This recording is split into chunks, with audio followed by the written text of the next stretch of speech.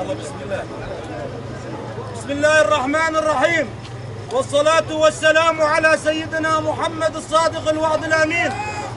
نحن أبناء الرقة مدنيين وعسكريين المتواجدين في منطقة تل أبيض وريفها، نقف بجانب أخواننا أبناء العشائر بدير الزور، هم أهلنا وأبناؤنا، نقف معهم بالدم والروح، نحن وإياهم في خندق واحد وعدونا واحد.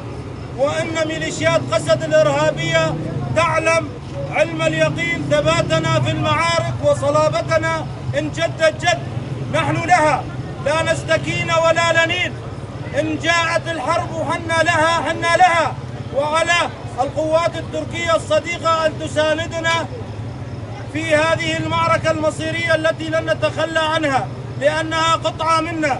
عاشت سوريا حرة موحدة، ويسقط الأسد وقسد. تكبير! الله